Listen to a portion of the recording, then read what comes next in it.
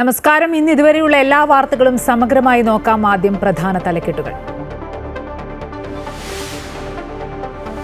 തദ്ദേശ തെരഞ്ഞെടുപ്പിന് മുന്നോടിയായി സംസ്ഥാനത്ത് ക്ഷേമ പെൻഷൻ വർദ്ധിപ്പിക്കാൻ സർക്കാർ ആലോചന. 200 രൂപ വർദ്ധിപ്പിച്ച് 1800 ആക്കാൻ ധനവകുപ്പ്. പ്രഖ്യാപനം കേരളപ്പിറവി ദിനത്തിലുണ്ടാകുമെന്ന് സൂചന. PM ശ്രീ പദ്ധതിയിൽ ഇടതുമുന്നണിയിൽ ഭിന്നത. ഒപ്പിടാനുള്ള സർക്കാർ തീരുമാനത്തിനെതിരെ CPI മുഖപത്രത്തിൽ വിമർശനം. RSS തിട്ടൂരത്തിന് വഴങ്ങരുതെന്ന് മുന്നറിയിപ്പ്. ഉറച്ചുനിന്നാൽ CPIക്ക് കോൺഗ്രസ് പിന്തുണയെന്ന് സണ്ണി ജോസഫ്. CPIയുടെ വിയോജിപ്പ് പരിശോധിക്കുമെന്ന് TP രാമകൃഷ്ണൻ. ഈ കേരളത്തിന്റെ വിദ്യാഭ്യാസ വകുപ്പ് മന്ത്രി ഈ ഫണ്ട് കേരളത്തിന് ഉപയോഗിക്കുന്നതിന് സഹായകരമായ നിലപാട് ഉയർത്തിപ്പിടിച്ചിട്ടുള്ളത് അതായിരിക്കാമെന്നാണ് ഞാൻ മനസ്സിലാക്കുന്നത്. PM ശ്രീയിൽ പ്രതികരിക്കാനില്ലെന്ന് വിദ്യാഭ്യാസ മന്ത്രി V ശിവൻകുട്ടി.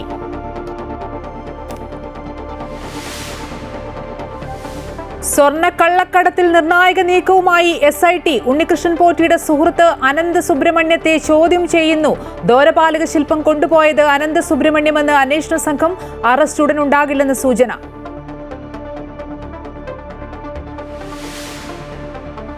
ദീപാവലി ആഘോഷ നിറവിൽ രാജ്യം. ആശംസകൾ നേർന്ന് രാഷ്ട്രപതി ദ്രൗപദി മുർമു. INS വിക്രാന്തിൽ സായുധ സേനയോടൊപ്പം ദീപാവലി ആഘോഷിച്ച് പ്രധാനമന്ത്രി നരേന്ദ്രമോദി.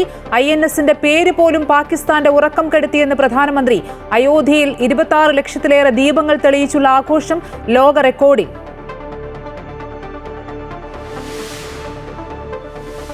പേരാമ്പ്ര സംഘർഷത്തിൽ പോലീസ് ഉദ്യോഗസ്ഥർക്കെതിരെ നടപടി. വടകര ഡിവൈഎസ്പി ഹരിപ്രസാദിനെയും പേരാമ്പ്ര ഡിവൈഎസ്പി സുനിൽകുമാറിനെയും സ്ഥലം മാറ്റി. തെരഞ്ഞെടുപ്പിന് മുന്നോടിയായുള്ള പതിവ് സ്ഥലം മാറ്റുമെന്ന് കോൺഗ്രസ്. നടപടിയെടുത്തില്ലെങ്കിൽ പ്രതിഷേധം കടുപ്പിക്കുമെന്ന് മുന്നറിയിപ്പ്. തിരുവനന്തപുരം നെടുമങ്ങാട് SDPI CPM സംഘർഷം. ഇരുവിഭാഗങ്ങളുടെയും ആംബുലൻസുകൾ തകർത്തു.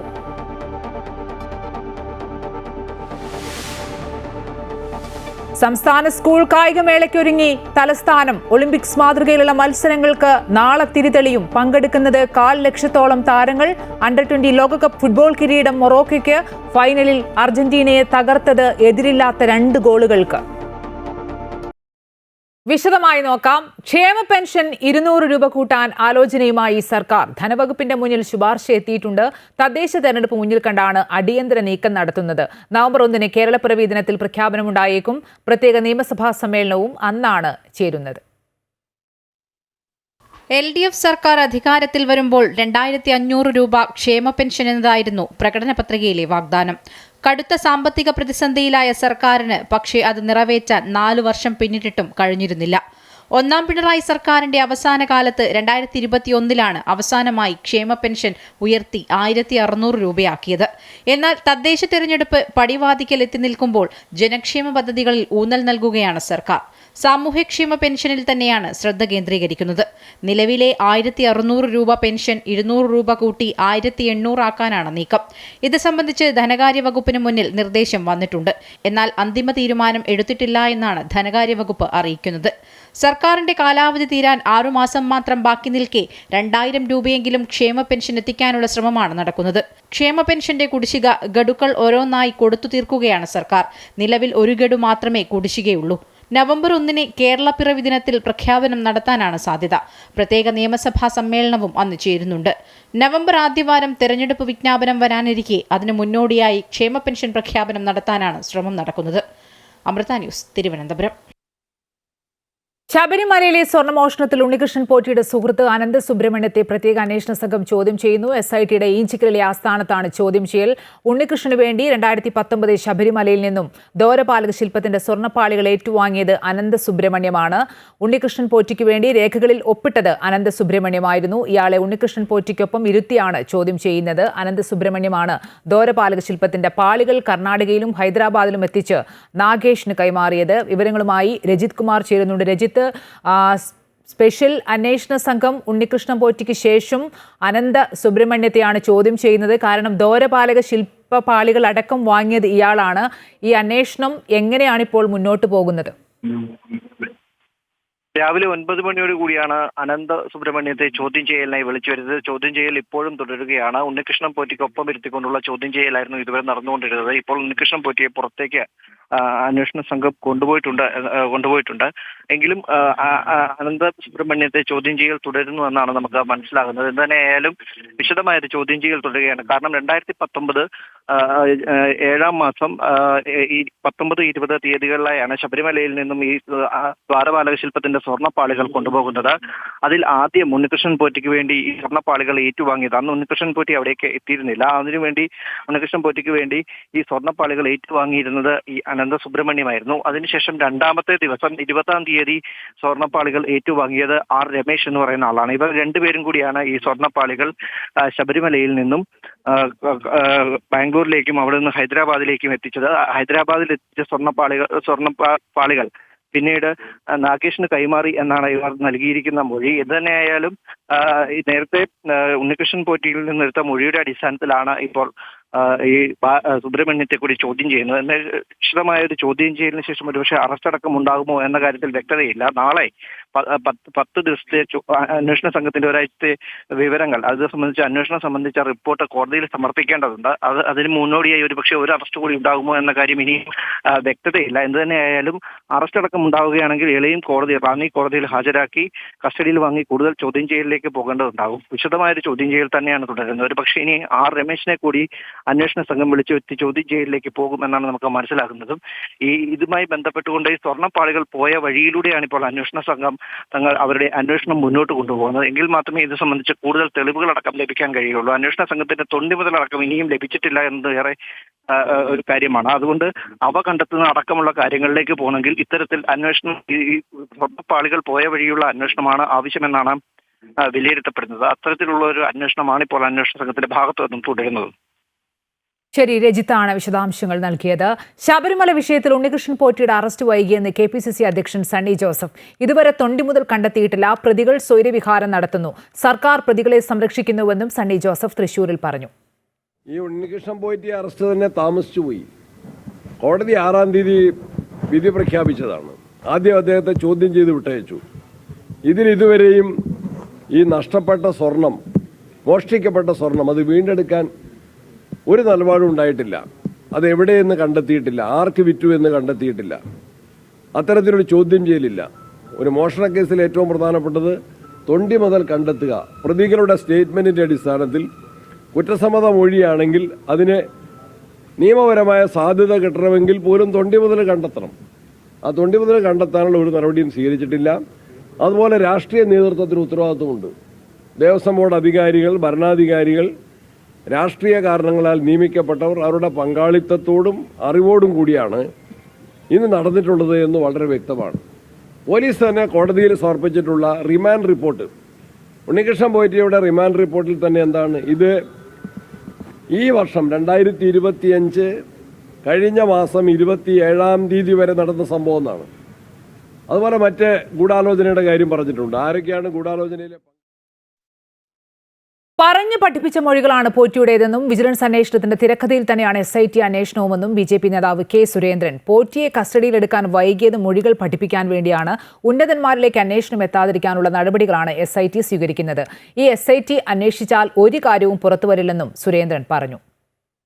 SIT അന്വേഷണം വിജിലൻസ് ഉണ്ടാക്കിയ അതേ തിരക്കഥയാണ്.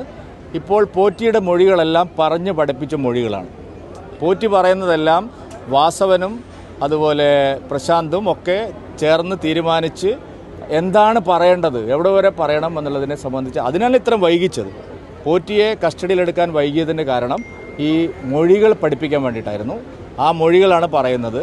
ഉന്നതന്മാരിലേക്ക് കേസ് അന്വേഷണം പോവാതിരിക്കാനുള്ള അന്വേഷണമാണ് SIT നടത്തുന്നത്. ഈ SIT അന്വേഷിച്ചാൽ ഒരു കാര്യവും പുറത്തു വരാൻ പോകുന്നില്ല.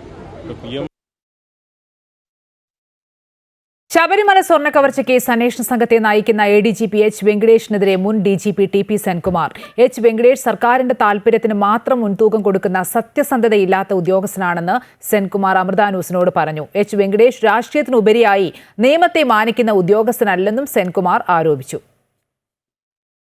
ഇത് ആരൊക്കെയോ രക്ഷപ്പെടുത്തണമെന്നുള്ള ഉദ്ദേശത്തോടു കൂടിയുള്ള അന്വേഷണം എന്ന് വെച്ചാൽ ഇതിൽ ഒരു കാര്യം ഞാൻ തുറന്നു പറയാം. ഇതിലെ head of the investigation special investigation ടീമിന് എനിക്കങ്ങനെ വലിയ ഒരു നല്ല അന്വേഷണ ഉദ്യോഗസ്ഥനായിട്ടോ അതല്ലെങ്കിൽ രാഷ്ട്രീയത്തിന് ഉപരിയായിട്ട് നിയമത്തിനെയും അതുപോലെ എന്താ പറയുന്ന സത്യസന്ധതയും മാനിക്കുന്ന അങ്ങനെ ഒരു ഉദ്യോഗസ്ഥനായിട്ട് ഒരിക്കലും തോന്നിയിട്ടില്ലാത്ത ഒരാളാണ് ഈ ഉദ്യോഗസ്ഥനെന്ന് പറയേണ്ടി വന്നിരിക്കുന്നു. കാരണം എൻ്റെ ഉദ്ദേശിച്ചത് എച്ച് വെങ്കടേഷിനെയാണോ?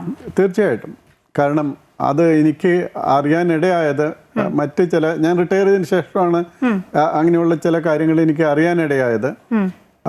അറിയാനിടയായത് എന്ന് വെച്ചാൽ ഗവൺമെൻറ് പറയുന്നതനുസരിച്ച് മറ്റു ഉദ്യോഗസ്ഥരുടെ പേരിൽ നടപടികൾ എടുക്കാനായിട്ട്, അതല്ല ഇതാണ് സത്യം എന്ന് താഴെയുള്ള ഉദ്യോഗസ്ഥർ പറഞ്ഞാലും അല്ല, അത് സർക്കാരിൻ്റെ താല്പര്യം നോക്കണ്ടേ എന്ന് പറയുന്ന ഒരു ഉദ്യോഗസ്ഥനായിട്ടാണ് ഞാൻ കണ്ടിട്ടുള്ളത്. അപ്പോൾ അങ്ങനെയുള്ള സ്വഭാവമുള്ള ഓഫീസർ ആണെങ്കിൽ തീർച്ചയായിട്ടും നിയമത്തിനും അതുപോലെ രാഷ്ട്രീയത്തിനും ഉപരിയായിട്ട് സത്യസന്ധമായും കൃത്യമായിട്ട് സ്ട്രേറ്റ് ഫോർവേഡായിട്ട് ഉണ്ടോ എന്ന് എനിക്ക് സംശയം തോന്നും. കേന്ദ്ര സർക്കാരിന്റെ PM ശ്രീ പദ്ധതി സംസ്ഥാനത്ത് നടപ്പാക്കുന്നതുമായി ബന്ധപ്പെട്ട് LDF-ൽ ഭിന്നത രൂക്ഷമാകുന്നു. RSSന്റെ തിട്ടൂരത്തിന് ഇടതുപക്ഷ സർക്കാർ വഴങ്ങരുതെന്ന് CPI മുഖപത്രത്തിൽ ലേഖനം. വരുന്ന മന്ത്രിസഭായോഗത്തിൽ CPI മന്ത്രിമാർ വിയോജിപ്പ് വീണ്ടും അറിയിക്കും. അതേസമയം ഇടതുമുന്നണിയിൽ വിഷയം ചർച്ച ചെയ്യുമെന്ന് കൺവീനർ TP രാമകൃഷ്ണനും വ്യക്തമാക്കിയിട്ടുണ്ട്. PM ശ്രീ പദ്ധതിയുമായി മുന്നോട്ടു പോകാൻ അനുവദിക്കില്ലെന്ന നിലപാട് CPI ശക്തമാക്കുകയാണ്. സംസ്ഥാന സെക്രട്ടറി ബിനോയ് വിശ്വവും മന്ത്രി K രാജനും അടക്കം വിയോജിപ്പ് പരസ്യമാക്കിയതിന് പിന്നാലെ മുഖപത്രമായ ജനയുഗവും രംഗത്തു വന്നു. RSSന്റെ തിട്ടൂരത്തിന് ഇടതുപക്ഷ സർക്കാർ വഴങ്ങരുതെന്നാണ് ജനയുഗത്തിലെ ലേഖനം. രാഷ്ട്രീയ നിലപാടും നയവും ബലികഴിച്ച് പദ്ധതിയിൽ ഒപ്പുവെക്കരുതെന്ന് CPI നേതാവും all Kerala school teachers union general സെക്രട്ടറിയുമായ OK ജയകൃഷ്ണൻ ലേഖനത്തിൽ ചൂണ്ടിക്കാട്ടുന്നു. ഈ നയവ്യതിയാനം ഇടതുപക്ഷത്തെ സംബന്ധിച്ച് ആത്മഹത്യാപരമാകുമെന്നും ലേഖനത്തിൽ പറയുന്നുണ്ട്. പ്രതിരോധം തീർക്കുന്ന സംസ്ഥാനങ്ങളെ വരുതിയിലാക്കാനുള്ള സംഘപരിവാർ ബുദ്ധിയുടെ ഉൽപ്പന്നമാണ് PM ശ്രീ എന്നും ലേഖനം ആരോപിക്കുന്നു. മുമ്പ് ഈ വിഷയം മന്ത്രിസഭയിൽ വന്നപ്പോൾ CPI മന്ത്രിമാർ വിയോജിപ്പ് അറിയിച്ചതിനെ തുടർന്ന് LDF-ൽ ചർച്ച ചെയ്യുമെന്ന് മുഖ്യമന്ത്രി ഉറപ്പു നൽകിയിരുന്നു. എന്നാൽ മുന്നണിയിൽ ചർച്ച ചെയ്യാതെ തന്നെ പദ്ധതിയിൽ ഒപ്പിടാൻ CPM തീരുമാനിച്ചത് ഏകപക്ഷീയമായ നിലപാടായാണ് CPI വിലയിരുത്തുന്നത്. അതേസമയം CPIയുടെ പ്രതിഷേധം കടുത്തതോടെ വിഷയം മുന്നണിയിൽ ചർച്ച ചെയ്യുമെന്ന് LDF കൺവീനർ TP രാമകൃഷ്ണൻ വ്യക്തമാക്കിയിട്ടുണ്ട്. PM ശ്രീ പദ്ധതിയെ സംബന്ധിച്ച് CPM-ഉം അതിന്റെ നിലപാട് വ്യക്തമാക്കിയിട്ടുണ്ട്. ഈ പുതിയ വിദ്യാഭ്യാസ പദ്ധതി ദേശീയ തലത്തിൽ നടപ്പിലാക്കുന്നതിനോട് അതിലുള്ള പലതിനോടും നമുക്ക് വിയോജിപ്പുണ്ട്. അതൊരു യാഥാർത്ഥ്യമാണ്. വിദ്യാഭ്യാസ മേഖലയിൽ ഈ SSK എന്ന ഒരു പദ്ധതി ഇപ്പോൾ നടപ്പിലാക്കി വരുന്നുണ്ടല്ലോ. എല്ലാ സ്കൂളുകളും നിരവധി പദ്ധതികളാണ് BRCയുടെ നേതൃത്വത്തിൽ നടപ്പിലാക്കി വരുന്നത്. അത്തരം കാര്യങ്ങൾ മുമ്പോട്ട് പോകണമെന്നുണ്ടെങ്കിൽ അതിനാവശ്യമായ സാമ്പത്തിക സഹായം കേന്ദ്രത്തിൽ നിന്ന് ലഭിക്കേണ്ടതുണ്ട്. കേന്ദ്ര ഗവൺമെന്റ് ആണെങ്കിൽ കേരളത്തിന് അർഹതപ്പെട്ട ഈ സഹായം നൽകാൻ തയ്യാറാവുന്നില്ല. അതിനവർ ഈ കണ്ടീഷൻ ഉപയോഗിക്കുകയാണ്.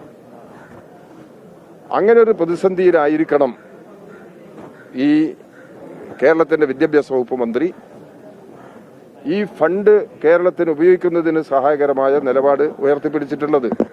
അതായിരിക്കാമെന്നാണ് ഞാൻ മനസ്സിലാക്കുന്നത്. മറ്റ് എന്തെങ്കിലും പ്രശ്നങ്ങൾ അതിന്റെ പേരുണ്ടെങ്കിൽ അതിന്റെ വിശദാംശങ്ങൾ ഇനിയും ചർച്ച ചെയ്യപ്പെടേണ്ട വിഷയമാണ്. വരുന്ന മന്ത്രിസഭാ യോഗത്തിൽ CPI മന്ത്രിമാർ പദ്ധതിയോടുള്ള വിയോജിപ്പ് വീണ്ടും അറിയിക്കും. അമൃത ന്യൂസ്, തിരുവനന്തപുരം. PM ശ്രീയിൽ CPIക്ക് പിന്തുണ പ്രഖ്യാപിച്ച് കോൺഗ്രസ്. CPI ഉറച്ചുനിന്നാൽ കോൺഗ്രസ് CPIക്ക് പിന്തുണ നൽകുമെന്ന് KPCC അധ്യക്ഷൻ. CPI നിലപാടിൽ ഉറച്ചു നിൽക്കുമോ എന്നറിയാൻ പൊതുസമൂഹത്തിന് താൽപര്യമുണ്ടെന്നും സണ്ണി ജോസഫ് തൃശൂരിൽ പറഞ്ഞു. CPI നേതാക്കന്മാർ അതിനോടുള്ള വിയോജിപ്പ് വളരെ പരസ്യമായിട്ട് പറഞ്ഞിട്ടുണ്ട്. അതിലവർ ഉറച്ചു നിൽക്കുമോ എന്നറിയാൻ കേരളത്തിലെ ജനങ്ങൾക്ക് താല്പര്യമുണ്ട്, പ്രതിപക്ഷത്തിന് താല്പര്യമുണ്ട്. CPI ഉറച്ചു നിൽക്കുമെങ്കിൽ ഞങ്ങളെല്ലാ പിന്തുണയും നൽകും. ആ കാര്യത്തിൽ CPI പലപ്പോഴും പല വിഷയങ്ങളും പറയാറുണ്ട്. പിന്നീട് അവർ അത്തരം വിഷയങ്ങൾ ഉപേക്ഷിക്കാറ് പതിവാണ്. CPM-ന്റെ ഒരു വലിയേട്ടൻ മനോഭാവമാണ് LDF-ൽ ഇപ്പോൾ നടപ്പിലാക്കിക്കൊണ്ടിരിക്കുന്നത്. ഈ കാര്യത്തിൽ CPI മാത്രം നിലപാട് സ്വീകരിച്ചാൽ പോരാ, മറ്റ് LDF കക്ഷികളും അഭിപ്രായം പറയണം. LDF-ൽ ചർച്ച ചെയ്യാനോ ക്യാബിനറ്റിൽ ചർച്ച ചെയ്യാനോ തയ്യാറുണ്ടോ എന്ന് മാർക്സിസ്റ്റ് പാർട്ടി മുഖ്യമന്ത്രിയും വ്യക്തമാക്കണം.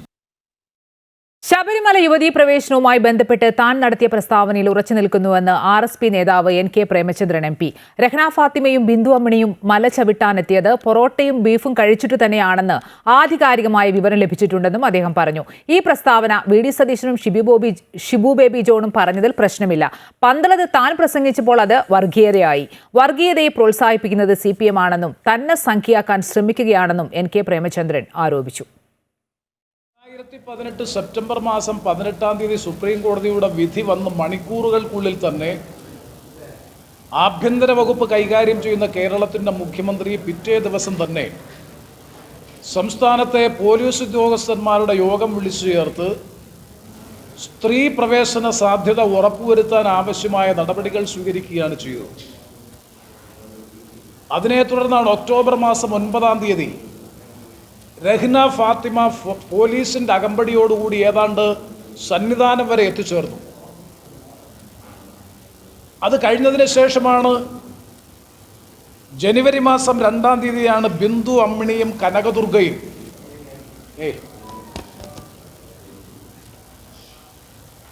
ഒന്നുകൂടെ പറയാം 2018 സെപ്റ്റംബർ മാസം 18-ാം തീയതിയാണ് ശബരിമലയിൽ സ്ത്രീ പ്രവേശനവുമായി ബന്ധപ്പെട്ട സുപ്രീം കോടതി വിധി നിലവിൽ വരുന്നത്.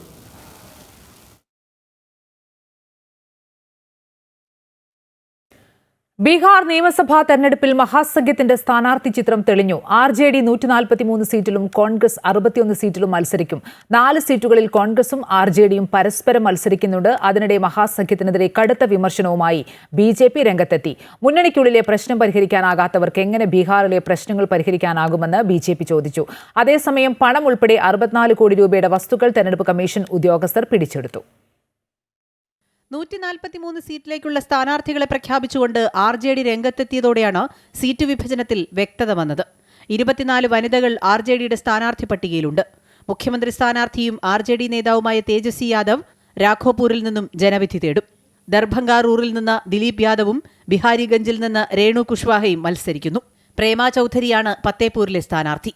സീറ്റ് വിഭജനം പൂർത്തിയാകുമ്പോൾ പ്രധാന സീറ്റുകളിൽ കോൺഗ്രസും RJDയും പരസ്പരം മത്സരിക്കുന്നുണ്ട്. 2ാം ഘട്ട വോട്ടെടുപ്പിന്റെ നാമനിർദ്ദേശ പത്രിക പിൻവലിക്കാനുള്ള അവസാന തീയതി 23 അതിനിടയിൽ പ്രശ്നപരിഹാരമുണ്ടായില്ലെങ്കിൽ പലയിടത്തും പ്രതിപക്ഷ അനൈക്യം ഭരണപക്ഷത്തിന് അനുകൂലമാകും. സിക്കന്ദ്ര, ലാൽഗഞ്ച്, വൈശാലി തുടങ്ങിയ മണ്ഡലങ്ങളിലാണ് RJD കോൺഗ്രസ് പോര്. ചില മണ്ഡലങ്ങളിൽ RJDക്കും കോൺഗ്രസിനും എതിരാളി CPI ആണ്. അതേസമയം മഹാസഖ്യത്തിന്റെ സീറ്റ് വിഭജനത്തെയും തർക്കത്തെയും പരിഹസിച്ച് BJP സംസ്ഥാന അധ്യക്ഷൻ രംഗത്തെത്തി. മുന്നണിക്കുള്ളിലെ തർക്കങ്ങൾ പരിഹരിക്കാൻ കഴിയാത്ത പാർട്ടികൾ എങ്ങനെയാണ് ബീഹാറിന്റെ പ്രശ്നങ്ങൾ പരിഹരിക്കുക എന്ന് ദിലീപ് ജയ്സ്വാൾ ചോദിച്ചു. बिहार की मतदाता देख रही है कि जिस तरह से महागठबंधन में कांग्रेस, राजद, VIP और इन लोगों में सर फुटौवल हो रहा है और जिस तरह से लोकतंत्र का चौथा स्तंभ और सोशल मीडिया और मीडिया ने वीडियो दिखाया है. അതിനിടെ പെരുമാറ്റച്ചട്ട ലംഘനം കണ്ടെത്തിയതിനെ തുടർന്ന് തെരഞ്ഞെടുപ്പ് സ്ക്വാഡ് ബീഹാറിൽ നടത്തിയ പരിശോധനയിൽ പണം ഉൾപ്പെടെ 64 കോടി രൂപയുടെ വസ്തുക്കൾ പിടിച്ചെടുത്തു. 23 കോടി രൂപയുടെ മദ്യവും ഇതിൽ ഉൾപ്പെടുന്നു. 4.25 കോടി രൂപ പണമായി പിടിച്ചെടുത്തപ്പോൾ 14 കോടി രൂപയുടെ സമ്മാനങ്ങളും 16 കോടി രൂപയുടെ മയക്കുമരുന്നും പിടിച്ചെടുത്തവയിൽ ഉൾപ്പെടുന്നു. 753 പേരെ സംഭവവുമായി ബന്ധപ്പെട്ട് അറസ്റ്റ് ചെയ്തിട്ടുണ്ട്. അതിർത്തി പ്രദേശങ്ങളിൽ ഉൾപ്പെടെ പരിശോധന ശക്തമാക്കാനാണ് കേന്ദ്ര തെരഞ്ഞെടുപ്പ് കമ്മീഷൻ നിർദ്ദേശം നൽകിയിരിക്കുന്നത്. അമൃത ന്യൂസ്, ന്യൂഡൽഹി.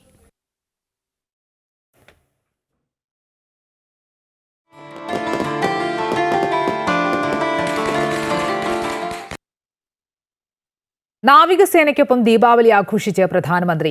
സൈനിക വേഷത്തിലായിരുന്നു പ്രധാനമന്ത്രി ആഘോഷങ്ങളുടെ ഭാഗമായത്. ഓപ്പറേഷൻ സിന്ദൂർ സമയത്ത് INS വിക്രാന്ത് എന്ന് പേര് കേട്ടാൽ പാകിസ്ഥാൻ ഉറക്കം നഷ്ടമാകുമായിരുന്നുവെന്ന് പ്രധാനമന്ത്രി നാവികസേനാ ഉദ്യോഗസ്ഥരെ അഭിസംബോധന ചെയ്തുകൊണ്ട് പറഞ്ഞു. രാഷ്ട്രപതി ദ്രൗപദി മുർമുവും ആശംസകൾ നേർന്നു.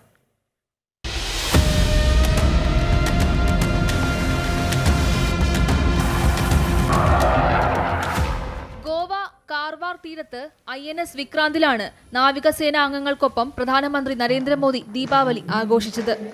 സൈനിക വേഷത്തിലാണ് മോദി നാവിക ഉദ്യോഗസ്ഥരെ അഭിസംബോധന ചെയ്തത്.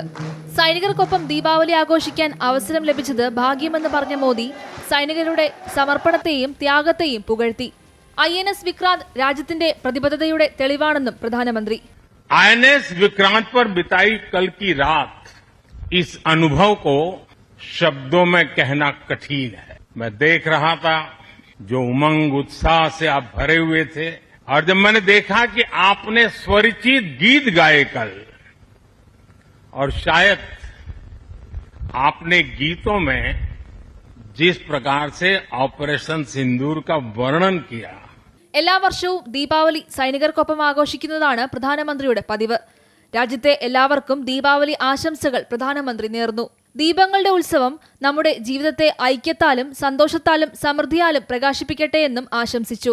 രാഷ്ട്രപതി ദ്രൗപദി മുർമുവും ദീപാവലി ആശംസകൾ നേർന്നു. സഹായവും പിന്തുണയും നൽകാനുള്ള അവസരമായി കൂടി ദീപാവലിയെ മാറ്റണമെന്നും പരിസ്ഥിതിക്ക് ദോഷം വരാതെ ദീപാവലി ആഘോഷിക്കാൻ കഴിയട്ടെ എന്നും രാഷ്ട്രപതി പറഞ്ഞു. News desk Amrita TV. ദീപാവലിയോടനുബന്ധിച്ച് മൺചെരാതുകളുടെ വെളിച്ചത്തിൽ തിളങ്ങി അയോധ്യ. 26 ലക്ഷത്തിലധികം ചെരാതുകളാണ് കഴിഞ്ഞ ദിവസം സരയൂ നദീതീരത്ത് തെളിയിച്ചത്. അന്തരീക്ഷം രാമനാമജപത്താൽ മുഖരിതമായിരുന്നു. ദീപാവലിയുടെ തലേനാളായ ചോട്ടി ദീപാവലിയിലെ ദീപപ്രഭ 2 ഗിന്നസ് ലോക റെക്കോർഡുകൾ നേടുകയും ചെയ്തു. രാമനാമജപത്താൽ അന്തരീക്ഷം മുഖരിതമായിരുന്നു. 26 ലക്ഷത്തിലധികം ചെരാതുകളാണ് ചോട്ടി ദീപാവലി എന്നറിയപ്പെടുന്ന ദീപാവലിയുടെ തലേനാൾ സരയൂ നദീതീരത്ത് തെളിഞ്ഞത്. ഇത്രയധികം ദീപങ്ങൾ ഒന്നിച്ചു നിരന്നതോടെ 2 ഗിന്നസ് ലോക റെക്കോർഡുകൾ നേടുകയും ചെയ്തു. ആയിരക്കണക്കിന് ദീപങ്ങളും വർണ്ണാഭമായ വിളക്കുകളും ദീപോത്സവത്തിന് മാറ്റുകൂട്ടി. ഉത്തർപ്രദേശ് സർക്കാർ, ടൂറിസം വകുപ്പും ജില്ലാ ഭരണകൂടവും ചേർന്ന് സംഘടിപ്പിച്ച ദീപോത്സവത്തിൽ 26,17,215 ദീപങ്ങളാണ് തെളിഞ്ഞത്.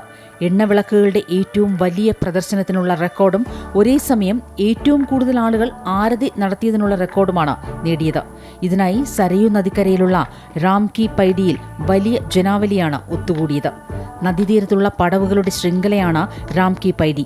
ശ്രീരാമൻ മോക്ഷം നേടിയെന്ന് വിശ്വസിക്കപ്പെടുന്ന റാം കി പൈഡിയിൽ ലേസർ ലൈറ്റ് ഷോയും ഒരുക്കിയിരുന്നു. ഉത്തർപ്രദേശ് മുഖ്യമന്ത്രി യോഗി ആദിത്യനാഥ് ഗിന്നസ് ലോക റെക്കോർഡിന്റെ സർട്ടിഫിക്കറ്റുകൾ ഏറ്റുവാങ്ങി.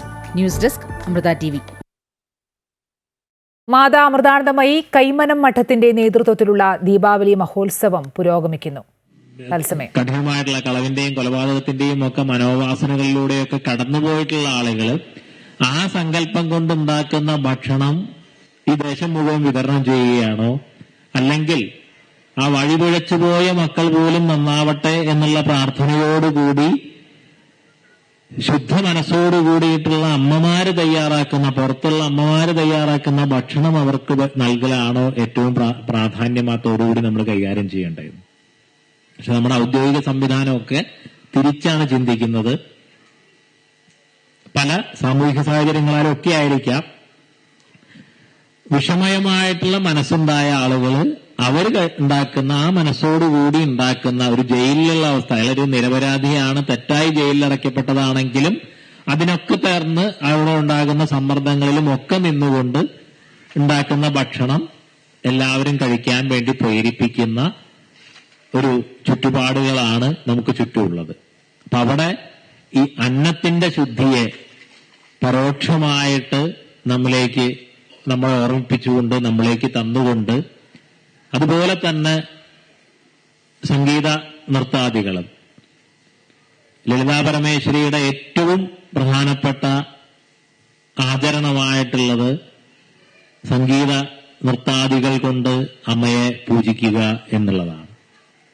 അത് നവാവരണ പൂജയിലൊക്കെ ഏറ്റവും പ്രധാനപ്പെട്ട ക്രിയാംഗമാണ്, പൂജയിലെ ക്രിയാംഗമാണ്. അത് നമ്മൾ പൂജ നടക്കുമ്പോൾ സൈഡിൽ കലാപരിപാടി നടക്കുന്നു എന്നുള്ള രീതിയിലല്ല, പൂജയിലെ ക്രിയാംഗം തന്നെയാണ് ഉത്കൃഷ്ടമായിട്ടുള്ള സംഗീതം കൊണ്ട്, ഉത്കൃഷ്ടമായിട്ടുള്ള നൃത്തം കൊണ്ട് ലളിതാ പരമേശ്വരിയെ പൂജിക്കുക എന്നുള്ളത്. ബ്രഹ്മമായി നമ്മൾ പറയുന്നത് സംഗീതത്തെയാണ്, നാദബ്രഹ്മം എന്നുള്ള രീതിയിൽ. ആ ഒരു സംഗീതത്തിലൂടെ, കീർത്തനങ്ങളിലൂടെ കടന്നു പോകുമ്പോൾ മന്ത്രസാധനയുടെ അതേ ഫലം തന്നെ നമ്മുടെ ശ്രോതാക്കളിൽ ഉത്തേജിപ്പിക്കാൻ കഴിയുന്ന ഒന്നാണ് ശുദ്ധ സംഗീതം എന്ന് പറയുന്നത്. സംഗീതജ്ഞരായിട്ടുള്ള പ്രത്യേകിച്ച് ത്യാഗരാജസ്വാമികളുടെയും മുത്തുസ്വാമി ദീക്ഷിതരുടെയും ഒക്കെ ദീക്ഷിതര് ദീപാവലി ദിവസമാണ് അദ്ദേഹം ശരീരം വിടുന്നത്. നവാവരണ കൃതികളൊക്കെ എഴുതിയിരുന്ന മുത്തുസ്വാമി ദീക്ഷിതര്. അപ്പൊ അങ്ങനെ ഋഷി തുല്യരായിട്ടുള്ളവരാണ് സംഗീതജ്ഞർ എന്നുള്ളതാണ് നമ്മുടെ സംസ്കൃതി നമുക്ക് ചൂണ്ടിക്കാണിച്ചു തരുന്നത്. അപ്പൊ അതൊരു പ്രാണാനുസന്ധാനത്തിന്റെ, അന്നത്തിന്റെ കാര്യം പറഞ്ഞതുപോലെ തന്നെ നമ്മുടെ ശ്വാസത്തെ ക്രമപ്പെടുത്തി നമ്മെ കൂടുതൽ ഉത്കൃഷ്ടമായിട്ടുള്ള ഒരു ജീവിതത്തിലേക്ക് നയിക്കുന്ന ഒരു ഉപാധി കൂടിയാണ് സംഗീതം. അങ്ങനെ ഉത്കൃഷ്ടമായിട്ടുള്ള കലകളും ഉത്തമമായിട്ടുള്ള അന്നവും ഒത്തുചേർന്നുകൊണ്ട് ഈ ദീപാവലി ദിനം നമ്മുടെ മനസ്സിനെയും ശരീരത്തെയും കൂടുതൽ ഭദ്രമാക്കട്ടെ എന്നും കൂടുതൽ ശ്രേഷ്ഠമായ ചിന്തകളിലേക്ക് ഏറ്റവും മികച്ച ഒരു നാളുകളിലേക്ക് നമ്മെയും നമ്മുടെ ദേശത്തെയും സമാജത്തെയും എല്ലാം കൊണ്ടുപോകട്ടെ എന്ന് പ്രാർത്ഥിക്കുന്നു. അതിന് അമ്മയുടെയും ഗുരുപരമ്പരയുടെയും എല്ലാ അനുഗ്രഹങ്ങളും ഉണ്ടാകട്ടെ. ഭാരതത്തിലെ ഏറ്റവും പ്രാചീനമായ നാഗാസന്യാസി പരമ്പരയുടെ എല്ലാ ആശീസ്സുകളും ഇവിടെ എത്തിച്ചേർന്ന ഏവർക്കും മുമ്പിൽ അർപ്പിക്കുന്നു. ഓം ശാന്തി. കൈമനം മാതാ അമൃതാനന്ദമയി മഠത്തിന്റെ നേതൃത്വത്തിലുള്ള ദീപാവലി മഹോത്സവം പുരോഗമിക്കുകയാണ്. തത്സമയമാണ് കണ്ടത്. ഗതാഗതക്കുരുക്ക് രൂക്ഷമായ തൃശൂർ കാഞ്ഞാണി സെന്ററിൽ വാഹനയാത്രക്കാർക്ക് വേണ്ട അടിസ്ഥാന സൗകര്യങ്ങളില്ലെന്ന പരാതി രൂക്ഷം. ജംഗ്ഷനിൽ സിഗ്നൽ ലൈറ്റുകൾ സ്ഥാപിക്കണമെന്ന ആവശ്യത്തിന് വർഷങ്ങളുടെ പഴക്കമുണ്ട്. ഗതാഗത നിയന്ത്രണം പരാജയമാണെന്നും നാട്ടുകാർ പരാതിപ്പെടുന്നു. ഇടതടവില്ലാതെ വാഹനങ്ങൾ സഞ്ചരിക്കുന്ന തൃശൂർ വാടാനപ്പള്ളി സംസ്ഥാന പാതയിൽ കാഞ്ഞാണി ജംഗ്ഷനിൽ സിഗ്നൽ ലൈറ്റുകൾ സ്ഥാപിച്ചെങ്കിൽ ഗതാഗതക്കുരുക്കിന് കുറച്ചെങ്കിലും പരിഹാരമുണ്ടാകുമെന്നാണ് യാത്രക്കാർ പറയുന്നത്. ഒപ്പം തിരക്കുള്ള സമയങ്ങളിൽ മണലൂർ അന്തിക്കാട് ഭാഗങ്ങളിലേക്കുള്ള വാഹനങ്ങൾ കാഞ്ഞാണി സെന്ററിന് മുൻപുള്ള ഇടറോഡിലൂടെ തിരിച്ചുവിട്ട് തിരക്കൊഴിവാക്കണമെന്ന നാട്ടുകാർ പലവട്ടം ആവശ്യപ്പെട്ടിട്ടുള്ളതാണ്. പല വാഹനങ്ങളും ഗതാഗതക്കുരുക്ക് കാണുമ്പോൾ ഇടറോഡുകളെ ആശ്രയിക്കാറുണ്ട്. മണലൂർ അന്തിക്കാട് ഭാഗങ്ങളിൽ നിന്ന് വരുന്ന വാഹനങ്ങൾ ജംഗ്ഷൻ ക്രോസിംഗ് മനസ്സിലാവാതെ സഞ്ചരിച്ചുണ്ടായ അപകടങ്ങൾ ഒട്ടനവധിയാണ്. ഗുരുവായൂരിൽ നിന്നും വരുന്ന അന്യസംസ്ഥാന വാഹനങ്ങൾ അപകടത്തിൽപ്പെടുന്നത് ജംഗ്ഷൻ തിരിച്ചറിയാനുള്ള ബോർഡുകളോ സിഗ്നൽ സംവിധാനങ്ങളോ ഇല്ലാത്തതുകൊണ്ടാണ്. കാൽനട യാത്രക്കാർക്ക് റോഡ് മുറിച്ചു കടക്കാനായി വാടാനപ്പള്ളി ഭാഗത്തും തൃശൂർ ഭാഗത്തുമുള്ള സീബ്ര ലൈനുകൾ മാഞ്ഞുപോയിട്ട് കാലങ്ങളായി. ഇതുമൂലം ആളുകൾ പല സ്ഥലത്തു നിന്ന് റോഡ് മുറിച്ചു കടക്കാൻ നോക്കുന്നത് പതിവാണ്. ഇവിടെ ഈ സീബ്ര ലൈൻ ഇല്ലാത്ത കാരണം ഭയങ്കര അപകടങ്ങളാണ്. എന്നും അപകടങ്ങൾ കൂടുതലാണ്. ഇങ്ങനെ ഈ വയസ്സായ പെണ്ണുങ്ങൾക്കായാലും ആണുങ്ങൾക്കായാലും വയസ്സായ ആൾക്കാർക്കും ഈ റോഡ് മുറിച്ച് കിടക്കണമെങ്കിൽ ഭയങ്കര ബുദ്ധിമുട്ടാണ്. എപ്പോഴും ബ്ലോക്കാണ്. ബ്ലോക്ക് എന്ന് പറഞ്ഞാൽ അന്യായ ബ്ലോക്കോടെ കാലത്ത് 8 മണി കഴിഞ്ഞിട്ട് ഇവിടെ നിൽക്കാൻ പറ്റില്ല. 2 ഹോം ഗാർഡുകൾ രാവിലെ 8 മുതൽ വൈകിട്ട് 8 വരെ ഉച്ചയ്ക്ക് 2 മണിക്കൂർ ഇടവേളയിൽ ഷിഫ്റ്റ് സമ്പ്രദായത്തിൽ ഇവിടെ ജോലി ചെയ്യുന്നുണ്ട്. എന്നാൽ തിരക്കുള്ള സമയത്ത് ഒരാളെ കൊണ്ട് മാത്രം ഗതാഗതം നിയന്ത്രിക്കുക സാധ്യമല്ല. ഇതിനായി സ്റ്റേഷനിൽ നിന്ന് കൂടുതൽ പോലീസുകാരെ കൂടി എത്തിക്കണമെന്നാണ് യാത്രക്കാരുടെ ആവശ്യം. അമൃത ന്യൂസ്, തൃശൂർ. KPCC അധ്യക്ഷന് രൂക്ഷമായ ഭാഷയിൽ മറുപടിയുമായി ഓർത്തഡോക്സ് സഭ. ഓർത്തഡോക്സ് സഭയുടെ വോട്ട് വേണ്ടെങ്കിൽ അത് കോൺഗ്രസ് തുറന്നു പറയണമെന്ന് സഭാ വൈദിക trustee father Thomas Varghese Amayil. കഴിവുള്ള നേതാക്കൾ നേതൃത്വത്തിൽ വരണമെന്നാണ് പൗരന്മാരുടെ സ്വപ്നം. അവരെ മതത്തിന്റെ പേരിൽ തടയുന്നത് സങ്കടകരമാണ്. പൊതുസമൂഹത്തിന് ഉൾക്കൊള്ളാൻ കഴിയാത്ത കാര്യങ്ങൾ കാണുമ്പോൾ സഭകൾ തുറന്നു പറയും. സാമുദായിക സമവാക്യങ്ങളിലൂടെ കസേര കിട്ടിയവരുടെ മറുപടി ഇവിടെ പ്രസക്തവുമല്ല. കോൺഗ്രസിന്റെ കാര്യങ്ങൾ സഭകളല്ല തീരുമാനിക്കുന്നത് എന്ന KPCC അധ്യക്ഷൻ സണ്ണി ജോസഫിന്റെ പരാമർശത്തിനാണ് സഭാ വൈദിക ട്രസ്റ്റി ഫേസ്ബുക്ക് പോസ്റ്റിലൂടെ മറുപടി നൽകിയത്. കോഴിക്കോട് പേരാമ്പ്രയിൽ ഷാഫി പറമ്പിൽ MPക്ക് മർദ്ദനമേറ്റ സംഭവത്തിൽ ആരോപണ വിധേയരായ 2 DYSPമാർക്കും സ്ഥലം മാറ്റും. സംസ്ഥാനത്ത് തദ്ദേശ തെരഞ്ഞെടുപ്പിന്റെ ഭാഗമായി 23 DYSPമാരെയാണ് സ്ഥലം മാറ്റിയത്. ഉദ്യോഗസ്ഥരുടെ സ്ഥലമാറ്റവും ഷാഫി പറമ്പിൽ MPയെ മർദ്ദിച്ചതുമായി യാതൊരു ബന്ധവുമില്ലെന്ന് കോഴിക്കോട് DCC അധ്യക്ഷൻ K പ്രവീൺകുമാർ പറഞ്ഞു. അക്രമം നടത്തിയ ഉദ്യോഗസ്ഥനും അതിന് നേതൃത്വം നൽകിയ DYSPമാർക്കും എതിരെ നടപടി സ്വീകരിച്ചില്ലെങ്കിൽ ശക്തമായ സമരത്തിലേക്ക് കടക്കുമെന്നും അദ്ദേഹം പറഞ്ഞു. പേരാമ്പ്രയിൽ ഷാഫി പറമ്പിൽ MPക്ക് നേരെയുണ്ടായ അതിക്രമത്തിന് നേതൃത്വം നൽകിയത് വടകര പേരാമ്പ്ര DYSPമാരാണെന്നാണ് കോൺഗ്രസിന്റെ ആരോപണം. ഇതിനിടെയാണ് പേരാമ്പ്ര DYSP N സുനിൽകുമാറിനെ കോഴിക്കോട് സിറ്റി ക്രൈംബ്രാഞ്ച് SP-യായും വടകര DYSP N ഹരിപ്രസാദിനെ കോഴിക്കോട് മെഡിക്കൽ കോളേജ് SP-യായും സ്ഥലം മാറ്റിയത്. തെരഞ്ഞെടുപ്പിന്റെ ഭാഗമായി 23 DYSPമാർക്കാണ് സ്ഥലം മാറ്റമുള്ളത്. ഉദ്യോഗസ്ഥരുടെ സ്ഥലം മാറ്റവും ഷാഫി പറമ്പിൽ MPക്ക് നേരെയുണ്ടായ അതിക്രമവുമായി ബന്ധപ്പെട്ടല്ലെന്നും തെരഞ്ഞെടുപ്പ് പ്രക്രിയയുടെ ഭാഗമാണെന്നും Kozhikode DCC president K Praveen Kumar പ്രതികരിച്ചു. അക്രമത്തിൽ പങ്കുള്ള ഉദ്യോഗസ്ഥർക്കെതിരെ നടപടി സ്വീകരിക്കുമെന്ന് IG ഉറപ്പു നൽകിയിട്ടുണ്ട്. അല്ലാത്തപക്ഷം ശക്തമായ സമരത്തിലേക്ക് കടക്കുമെന്നും അദ്ദേഹം വ്യക്തമാക്കി. ഈ നടപടി തെരഞ്ഞെടുപ്പിന് മുമ്പായി സ്വന്തം പ്രദേശത്തു നിന്നും ഓഫീസർമാരെയും ഉദ്യോഗസ്ഥരെയും മാറ്റുന്ന ഒരു കോമൺ പ്രൊസീജിയറിന്റെ ഭാഗമായിട്ട് മാത്രമാണ്. ഇത് ഷാഫി പറമ്പിന് നേരെയുണ്ടായ അതിക്രമണത്തിന്റെ പേരിലാണ് മാറ്റിയെന്ന് ആരെങ്കിലും പറഞ്ഞിട്ടുണ്ടെങ്കിൽ അത് UDFന്റെയും കോൺഗ്രസിന്റെയും കണ്ണിൽ പുഴ വേണ്ടി മാത്രമാണ്. ഈ നടപടി അതിന്റെ ഭാഗമല്ല, ഞങ്ങൾ തൃപ്തികരമല്ല. ഞങ്ങൾ പറഞ്ഞത് ഷാഫി പറമ്പിലിനെ ആക്രമിച്ച പോലീസുകാരൻ ആക്രമിക്കപ്പെട്ടു എന്നും പോലീസിന്റെ ഭാഗത്ത് അതിക്രമമുണ്ടായെന്നും SP പറഞ്ഞ ഉദ്യോഗസ്ഥൻ അതാരാണെന്ന് കണ്ടെത്തി അവർക്കെതിരെ നടപടി സ്വീകരിക്കണം. അതിക്രമം നടത്തിയ ഉദ്യോഗസ്ഥനും അതിന് നേതൃത്വം നൽകിയ 2 DYSPമാർക്കും റൂറൽ SP-ക്കുമെതിരെ 5 ദിവസത്തിനകം നടപടി സ്വീകരിക്കണമെന്നാണ് UDFന്റെ ആവശ്യം. അല്ലാത്തപക്ഷം IG ഓഫീസിന് മുന്നിൽ സമരം നടത്തുമെന്നും UDF വ്യക്തമാക്കി. Amrita news, Kozhikode. Nedumangad SDPI CPM സംഘർഷത്തിൽ പോലീസ് കേസെടുത്തു. ആംബുലൻസ് കത്തിച്ച സംഭവത്തിലും CPM ബ്രാഞ്ച് സെക്രട്ടറി ആക്രമിച്ച സംഭവത്തിലും 3 SDPI പ്രവർത്തകർക്കെതിരെയാണ് കേസ്. ഇന്നലെ രാത്രിയാണ് സംഭവം. SDPI DYFI സംഘർഷത്തിൽ CPM ബ്രാഞ്ച് സെക്രട്ടറിക്ക് മർദ്ദനമേറ്റതായിരുന്നു സംഘർഷത്തിന്റെ തുടക്കം. കായിക മാമാങ്കത്തിന് തിരിതെളിയാൻ ഇനി മണിക്കൂറുകൾ മാത്രം. അനന്തപുരിയിലെ ഗ്രൗണ്ടുകളും ട്രാക്കുകളും കൗമാരതാരങ്ങളെ വരവേൽക്കാൻ ഒരുങ്ങിക്കഴിഞ്ഞു. ഇനി തലസ്ഥാന നഗരി കാണാൻ പോകുന്നത് സ്വർണ്ണക്കപ്പിനായുള്ള ആവേശ പോരാട്ടമാണ്.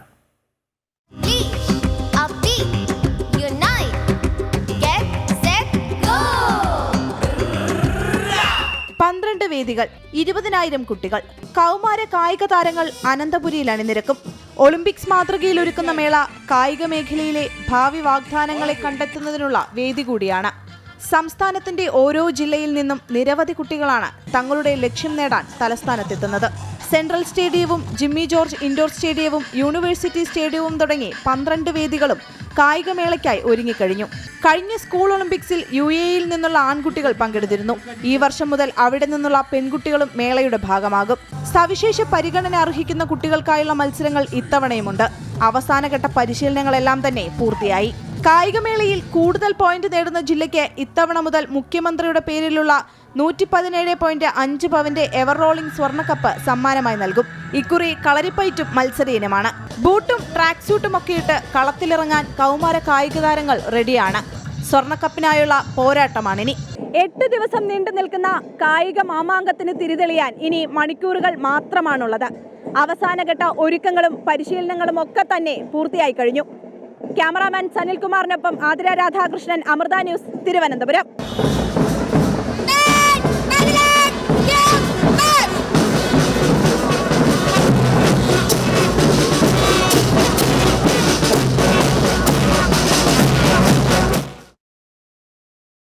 Under-20 ലോകകപ്പ് ഫുട്ബോൾ ഫൈനലിൽ അർജന്റീനയെ തകർത്ത് മൊറോക്കോ ചാമ്പ്യന്മാരായി. ചിലിയിലെ സാന്തിയാഗോയിൽ നടന്ന മത്സരത്തിൽ അർജന്റീനയെ എതിരില്ലാത്ത 2 ഗോളുകൾക്കാണ് പരാജയപ്പെടുത്തിയത്. ചരിത്രത്തിൽ ആദ്യമായാണ് മൊറോക്കോ Under-20 ലോകകപ്പ് നേടുന്നത്. ജയത്തോടെ 2009 ഘാനയ്ക്ക് ശേഷം Under-20 ലോകകപ്പ് നേടുന്ന ആദ്യ ആഫ്രിക്കൻ രാജ്യമായി മാറിയിരിക്കുകയാണ് മൊറോക്കോ.